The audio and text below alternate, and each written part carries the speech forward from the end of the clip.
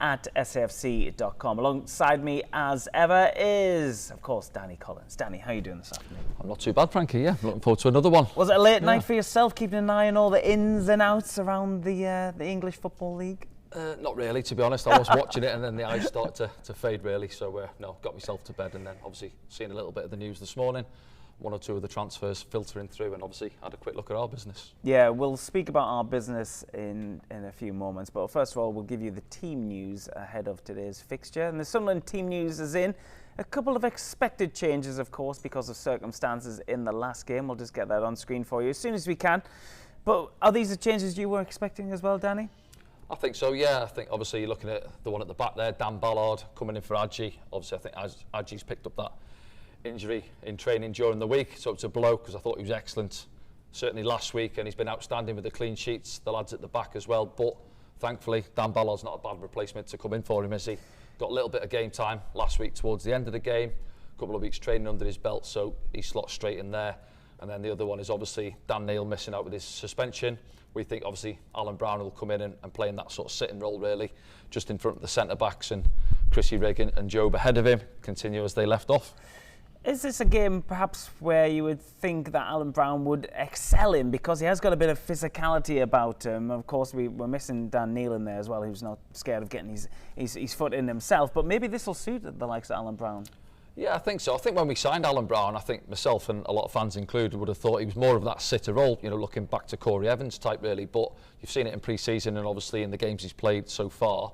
He can play as that advanced midfielder as well, but you know he's got the experience, bags of experience at this level. Obviously captain Preston for the last few seasons, and I think Regis will just ask him, just go and sit in there, just tick it over in front of the two centre backs. Got the young legs ahead of you, let them do the running. Obviously at times, yes, you can rotate. Joe want to drop in, Chris will drop in, receive the ball off the centre halves, and there'll be times where he can go and advance and get beyond the opposition back line as well. But in general, he'll be the one sitting this afternoon in front of the two centre backs, as we say. And then obviously, as you say, Dan Ballard's coming as well. Patrick out on that right hand side, been excellent. Obviously, Romain came in last week, had an excellent game, got the winner for us. So yeah, everything's rosy at this moment in time, but we know football can change. But you know, let's continue where we left off, and there'll be pressure on us today. The start we've had, obviously beating Burnley last week here, I thought we were excellent, limited them to very little in front of goal. So we're perhaps obviously favourites down there this afternoon, but these have had a decent enough start after coming back up last season. Let's have a look at the game where Sunderland were last in action, as we always do at this part of the programme. We're looking back at a victory, of course, and it was a 1-0 victory against Burnley.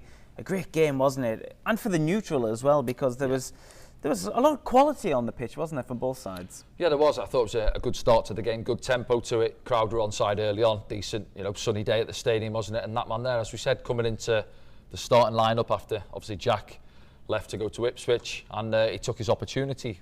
We say it often, don't we, where some lads who are sort of on the fringes of the first team, when they come into the side, get some game time, they maybe don't take their opportunity. But fair play to Romain. I thought he stood up last week, was excellent.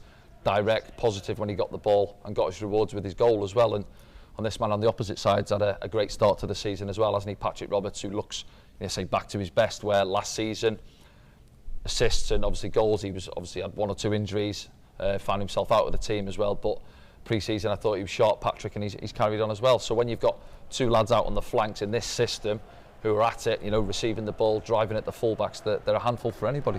Yeah, absolutely. And just touching on Patrick Roberts as well, he's got himself involved in games as well. He had quite a number of challenges as well in the Burnley game as well, where he's making his impact on the game himself, wasn't he? That's what he's got to be as that winger type really, when they're receiving the ball, and you know, we always say, don't we, chalk on his heels, out on the touchline, get the ball out to him as much as you can. Driving at his fullbacks. You look at Sheffield Wednesday, was it Max Lowe, the fullback, didn't know whether to stick or twist. He was going inside him, he was going outside him, and he's a nightmare for defenders when he's at it, Patrick. Does that class as a lovely assist there, isn't it? Yeah, I think he goes for the volley, doesn't he? Trying to find the far corner, obviously doesn't catch it flush, and obviously we've seen it back up. This is a great angle of it now on the replay. There was a few rounders, weren't there, because we have the monitor on the gantry looking, but you can see there the two centre backs are just a little bit deeper than Romain on the far side, but he's still got a lot to do there. You see two defenders out to him, chops it back, and it's almost Jack Clark type of goal, isn't it, really? Could their defenders have done a bit better from that, Danny? Well, you look at it, I think it's Connor Roberts who's out there, and you know what he's going to do. He just shifts it. He doesn't beat either of them, just shifts it, and he drills it through his legs, doesn't he, into that far side net, and really no chance for the goalkeeper. Good power on it, and it's a great strike. And he had a couple of opportunities prior to that. He had the scissor kick himself, didn't he? The other one where he blazed over the crossbar, chopping in from the left-hand side. So I said it in comms, I don't mind that. It shows confidence in him. You want your wingers to be at it and not just laying it off and doing the easy things. Take a chance in the final third, try and beat your opponent. And he'd done that, you know, setting off as well. I thought the only, I don't say negative, and it's something that I've heard Regis say after the game, we almost tried to score the perfect goal, didn't we? Tried to walk it in too many passes instead of somebody, you know, pulling the trigger earlier on, and you know, we could have got ourselves a couple more goals. I felt in that second half once we got going. Yeah, but moving to the second half now, and again Mundle causing some issues, but it was a good move, wasn't it? That particular passage of play, and Sunderland just showing that they can go through the gears quite fast when they're in possession. Yeah, it's perhaps something you go back to where we were last season, sort of after Christmas, really, where yes, we were having 60% of the ball in games, moving it far too slow. You know, the opposition were getting back into their shape, getting numbers behind the ball, and then obviously it becomes difficult to break sides down. Whereas at the minute, I think you can look how we're moving the ball quicker from left to right, right to left, from flanks, and obviously moving it through the thirds quicker as well. Take it on the half turn, can you play it into midfield, can you play it into the front line a bit earlier, and then obviously then the opposition can't get back into their shape and get set, and I think that's the diff. And something we mentioned last week as well in terms of possession, we're third lowest in the league for the amount of possession. I think we're 43% this year, but you know, I'd take 43% on what we're doing to teams at this minute in time as opposed to having 65% of it, and it's a bit pedestrian. You know, we're having 4, 5, 6 passes in our own half before we're getting anywhere with the ball. So no, it's all been, as you said there, it's been rosy so far. Clean sheets, you know, we haven't conceded. Opposite end of the pitch there, we're creating problems. See here now, you know, Dennis is in there getting goals, Luke's getting goals when he's going forward, and we're causing problems for the opposition from all angles of the pitch. Yeah, Burnley in action earlier today as well. We'll update you on all the scores throughout the day as well here on SAFC Live. So we'll keep you up to date with that. But Burnley were pretty disappointing, especially in front of goal, I think, as well, Danny. Burnley, were you expecting more from them? Yeah, listen, I've heard a few Burnley fans, and maybe rightly so, they've had a few issues in terms of the squad players have left, so they were left out, but they still had 7 players in the side who demolished Cardiff. You know, was it 5-0? I think they beat them. So it was still a decent side, but you've got Jay Rodriguez up there. Foster was up there with him as well, wasn't he? And they didn't have nothing to go off. They had one half chance before the break. It was that header, wasn't it, at the far post? But other than that, you know, I think Anthony Patterson could have come and sat with us on the gantry really and watched the game, couldn't he? That one there, see, threw his cap on that one from 25 yards. So it was a comfortable afternoon for him. Said credit to the boys in front of him though. You know, Luke O'Nien and Adji Elisa, your centre backs. Adji was excellent, timing of challenges when he needed to, stepping in with the ball, and obviously Luke as well alongside him, reading situations really well. So excellent. And then obviously Dan comes back in there alongside Luke this afternoon. Yeah, just speaking about that Burnley game, it's in the 8th minute of injury time at the moment, 1-1 between them and Blackburn. Of course, they're a bit of a derby match as well. Yeah, for those two. Should we have a look at the signings then, Danny? It was a late night for our colleagues up at the academy, well past 11 before we announced anything, but obviously these deals are sometimes signed but not quite sealed by the time the deadline comes at 11 o'clock. You've been involved on deadline day yourself. You're in and around transfer deadlines. Yeah. What's it like as a player? Are you literally sitting with your bag packed, not knowing where you're going to go, waiting for the call? Yeah, well, obviously when I left Sunderland, went to Stoke, it wasn't quite down to the wire. It was sort of coming through the day before, really, and it was all done and dusted in the afternoon, so that was comfortable. But yeah, as you say, you're watching it, you always think, don't you, why is it going down to the wire in so many ways, really? But a lot of deals going on, and obviously further down the ladder and bumping, etc. And sometimes it's frustrating for the club. Obviously, what are the moving parts then, Danny? What is it? Is it your terms? Is it your agent's terms? Is it the other club's terms? Well, there's a few things going on. Solicitors, lawyers, that kind of thing? Yeah, the agent and the club might think, oh, that's a good move, but then the player might think, I don't want to go there. So the agent gets frustrated, then he's got to look elsewhere. Then the club are frustrated because perhaps they want that player out of the club so they can free up a space for somebody else to come in. There's a lot of, say, moving parts which have to fall into place for deals to go through. And it's quite funny in a way. You see a lot of the in the know people throughout the afternoon who want to get some news that a deal's going through, and I've seen so-and-so at an airport and could be going on holiday or visiting somebody, but no, he's in this airport at a certain time. He must be going there, and I believe it when you see him in the kit or at the training ground with the scarf above the head. Then the deal's gone through. So we did bring in a few last night, then 4 after the deadline, of course. We brought in. Where do you want to start? Should we start with Milan? I'll get the easy one out of the way. Chris Mepham. Oh, right, okay. Chris Mepham, then, a fellow Welshman, a Welsh international, 26 years old, comes in from Bournemouth on loan. It looks like he's got great experience. Premier League player as well. Yeah, no, I think if you look at Bournemouth paid around 12 million for him a couple of seasons ago. Obviously, as you say, they're experienced at Championship level. Some games under his belt in the Premier League, getting there towards 50 caps for Wales as well, so he's got good experience behind him. Be a good addition to the back line. I think he's had 1 or 2 issues with illness or injury over the last year or so. So from his point of view, he'll want to come here and try and force his way into the back line, but he'll assess it at the minute, think they've had a good start, they haven't conceded a goal, might have to bide his time and wait for his opportunity. Salis Abdul Samed comes in, 24-year-old from Lens, so Regis Lebris will obviously be au fait with that player as well. He comes in on loan as well as more of a midfielder. I think it's Sitter sort of Dan Neil's role really, perhaps would have come in there to play in that role this afternoon, 24-year-old, few games under his belt. I think people say, is it a good signing? Well, time will tell. We'll have to wait and see. Again, he's going to have to try and force his way into the side. Sometimes the fans will see these names and immediately expect them to go straight into the starting lineup, but it's difficult then. The start we've had, as we say there, they're going to have to bide their time, train hard, put pressure on the boys who have got the shirt, wait for an opportunity for when it comes along.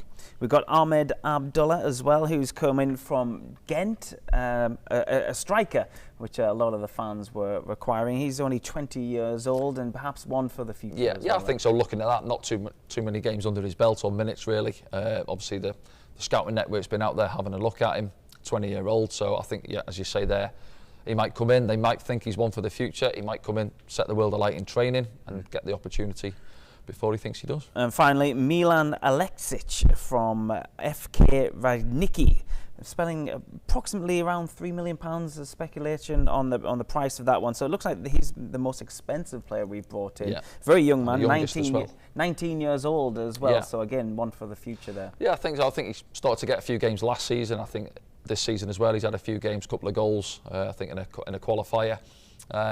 So again, these boys, you look at the ages there really. You got Samed, who's 24 really. Obviously we spoke to Wilson last week, didn't we, pitch side as well, 24.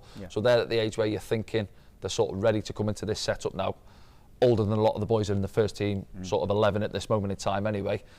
So they'll be looking to get in there as soon as they can, and some of the other boys will look at it, but they'll see the club, and I always say sometimes we sign some of the young foreign lads, perhaps don't know too much about Sunderland, but they'll have seen it last week. Wilson, we were speaking to him pitch side, and then when the lads come out the tunnel, 40-odd thousand in there, and you could see him at the end being a part of it with the boys when they come off the pitch, enjoying it, and he's probably thinking, this is some club, I want to get out there and be a part of it. Absolutely. Okay, then we're going to take a break right now here on SFC Live.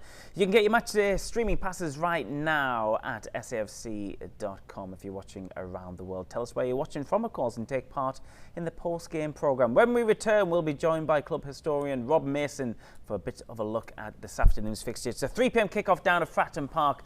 It's Portsmouth versus Sunderland. Working on Spitfires is a huge responsibility, and the same applies at work. I'm a Punjabi singer. I've got a passion for singing, and I always loved cars.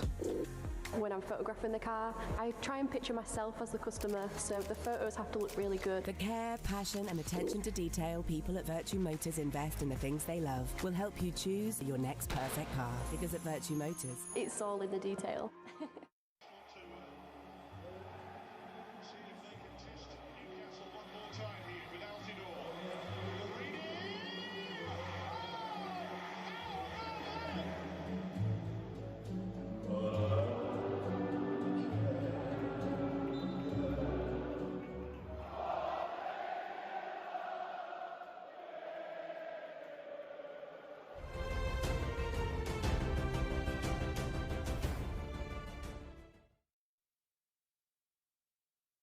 At Virtue Motors, it's all in the people. My love of Spitfires came as a small boy. Working on Spitfires is a huge responsibility, and the same applies at work. I'm a Punjabi singer. I've got a passion for singing, and I always loved cars.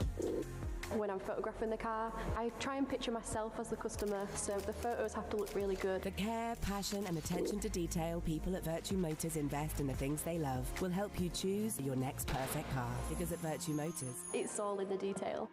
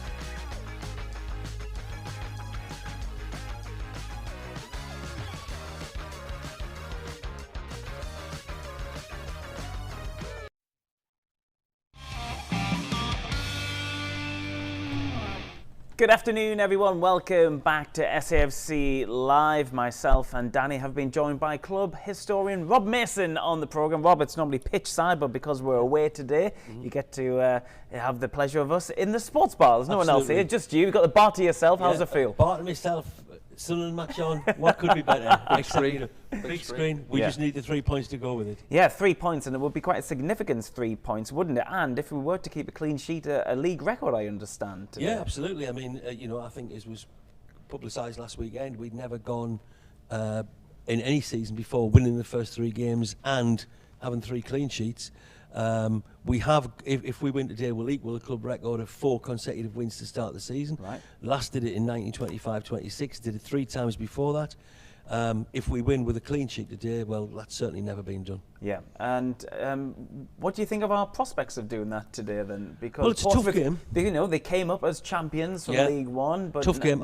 Sometimes doesn't convert that way. I always hate playing a newly promoted team early in the season. I like to play them when the novelty and adrenaline have been in the high divisions worn off a little bit. It's always a tough game at Fratton Park. With the crowd are very boisterous. They're very close to the pitch. They'll rock up a good atmosphere. We've had a wonderful start that everybody's delighted with, and rightly so. Not just the results, but the way we played last week against Burnley, particularly when I thought we were very good value for a bigger win than 1-0. But we can't get carried away and just think we're going to go and steamroller teams away from home. We did win our previous away game at Cardiff, but if you remember it, on the opening day of the season, I don't think we played particularly well, but we played well enough to beat what was a poor Cardiff side. But now that we've got that win, we then had that thumping win over Sheffield Wednesday, when again, the first 7 or 8 minutes of the game, Sheffield were the brighter team, but we went on to win very, very well, and then were superb last week. In the 3 league games, maximum points, 3 clean sheets, we now should be bursting with confidence. We've got, belief in the team and in the stands. I think, people believing in the team and seeing what they're capable of. There's no reason we can't go and win at Fratton Park this afternoon, but it's certainly not a done deal before kick-off at 3 o'clock.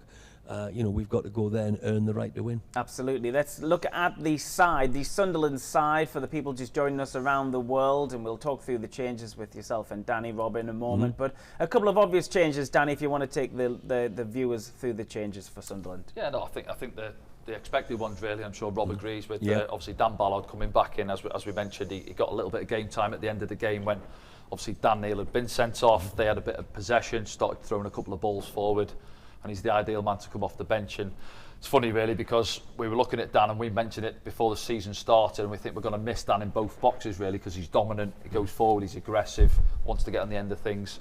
But we've actually coped well with, obviously, Luke popping up, and Dennis has been a threat from set pieces as well. So we hadn't missed him as much as we thought we would have done, really. But he's a massive addition from set pieces, Dan Ballard.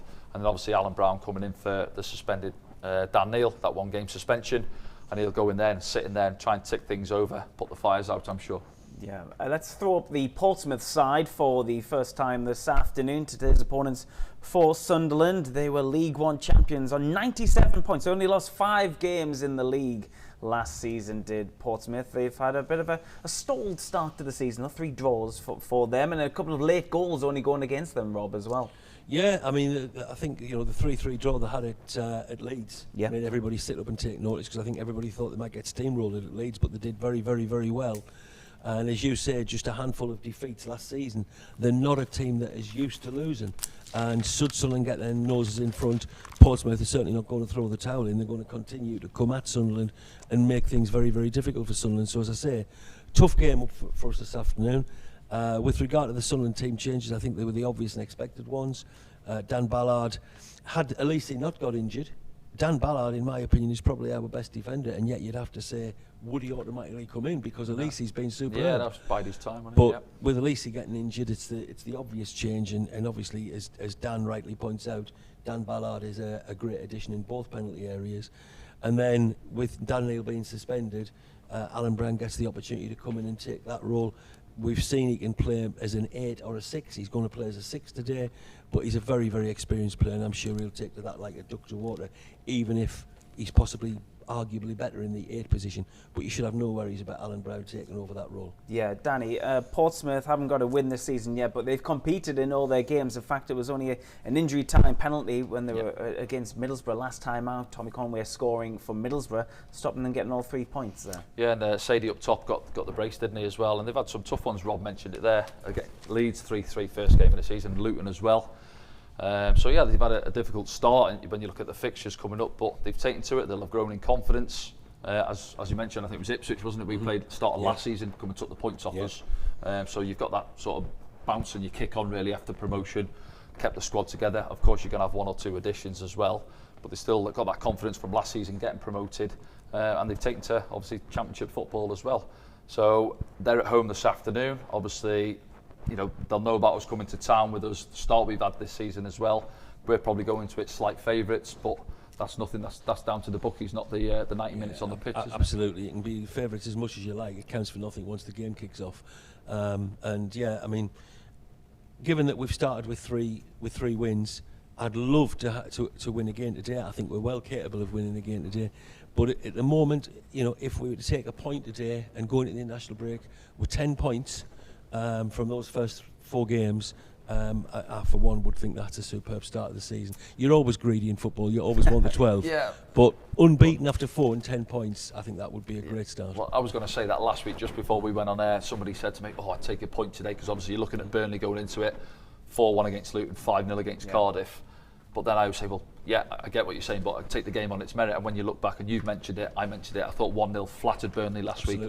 We could have been 2 or 3 up at the break and nobody would have argued it last week, so we were good value. But as you say there, you're going into today, the international break's coming up as well. If we're undefeated, going into that, it's a massive plus. Undefeated, going to the international break, have a fortnight to get these new players, starting to train with the players, fit into the pattern of play that Regis is trying to establish, and then come into the next game at Plymouth in a fortnight's time. And you'd be full of beans, really, wouldn't you? Go? And we don't want to be deflated by losing at Portsmouth today. So if you would offer me a point now, I'd say yes, please, that'll do. But yeah, as I say, you're greedy. You always want to win, and we are capable of winning. And if we could go in with 12 points, going to the international break with 12 points, well, fantastic. It'd be a good job I had the bar to myself. 114th meeting between the two sides this afternoon, Rob. 2019, though, was a significant year between the two sides, which saw Sunderland lose on penalties at Wembley, of course. And also there was that significant moment when Luke O'Nien found himself in the crowd down at Fratton Park, wasn't there, as well? Absolutely, yeah. As I say, you know, the crowd are very close to the pitch, and they were closer than you would want them to be on that occasion. Luke, to his credit, got back onto the pitch, got on with the game, didn't make a big fuss about it. Some other people might have made a big fuss about it, but Luke being Luke, you know, he was very professional and helped Sunderland through that game. As you say, in the final at Wembley when we lost on penalties, that was a tough defeat to take. Yeah. But for me, not as tough as losing a league game. You know, it was a cup game, and in a cup that, while it was great for Sunderland to win it a year or so later, in my opinion, it was a club of Sunderland stature should never have been in, and I never want to take part in it again. But you still, once you've gone to Wembley and all those people have paid out to go to Wembley for a great day, you don't want to come away with a defeat and a defeat on penalties. But there have been some very important games with Portsmouth over the years. Perhaps recently the ones that come to mind for me are the playoff games when we drew 0-0 at Fratton Park, and Chris Maguire scored that terrific volley. Obviously Chris, a former Portsmouth player, scored that terrific volley up at the Stadium of Light to win 1-0, and it was a 1-0 aggregate win. But there have been some significant games with Pompey over the years. A lot of games between the clubs, two very historic football teams. Yeah, and probably at the level maybe where they should be now. They spent some time in League Two, didn't they, as well? Portsmouth, yeah, Portsmouth. I mean, I've seen Portsmouth play in League Two. I've seen them play Doncaster Rovers, you know, in the days when I used to live in Sheffield and was a member of the Doncaster branch of the Sunderland Supporters Club. I'd always travel to watch Sunderland on the Saturday, but I'd often go up to Doncaster on the Friday night and stay overnight with one of the lads in the Doncaster branch. And at that time, Doncaster regularly played their home games on a Friday night. So I remember watching Pompey at Bellevue in the old Division 4 at Doncaster's old ground. Yeah, so Portsmouth have plumbed the depths, but you know, at one time we're a team who are capable of winning the league championship, winning the FA Cup, and you know, a very, very big team with a great history and some great players who've worn the blue shirt of Portsmouth. Right, okay, thanks for your company this all the best. afternoon, Cheers, Rob. Rob will be sticking around to watch the game. Will you do the same as well? Well, you can get your matchday streaming passes right now at safc.com. When we return, myself and Danny will be in our broom cupboard to bring you full commentary of the game down at Fratton Park. We'll be back soon.